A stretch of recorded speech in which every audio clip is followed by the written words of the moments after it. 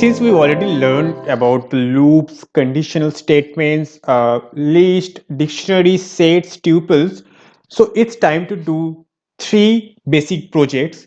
First one is palindrome, second one is Fibonacci sequence, and third one is prime number. So in this video, we will do the first project, that is palindrome, and pause this video, do it by yourself, and then come back here and then check your code with my code. Maybe your code can be different. At the end of the day, your result determines whether you passed it or not.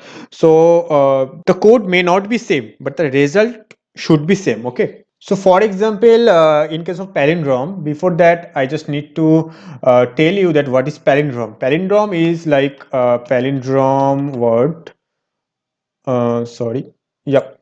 Palindromes are like a word, number, or phrase or other kind of sequence of characters which reads the same backward as forward, such as madam, right? If you read from the left side, it is MADAM, and similarly, if you read it from the right side, it is still same MADAM, right? Similarly, race, car. If you read it in the both the way, it is same. Similarly, this number 10801, these all are palindrome, right? So we have to make a program which can read every single string, and it's find out like whether it is a palindrome or not. If it is a palindrome, it will return true, otherwise it will return false. Okay.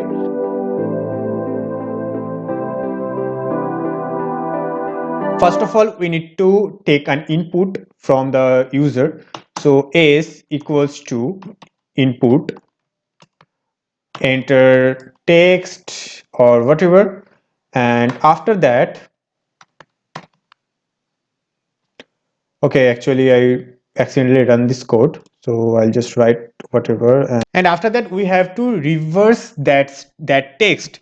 So I'll just write over here reversing the text, and then we have to reverse that text in slicing method. So we already learned about the slicing method, right? So I'll just write over here SR, which means string reverse, and it becomes S clone and then -1.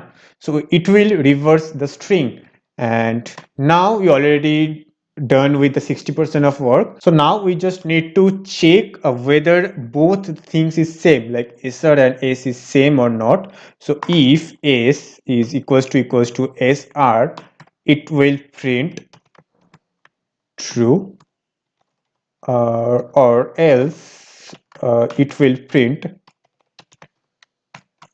false, right? Let me capitalize the first letter, and if I run this cell and if I write like this Malayalam and click enter, it is true, right? Because Malayalam is palindrome. And similarly, if I write a random name, for example DIptam, it will be false because DIptam is not a palindrome.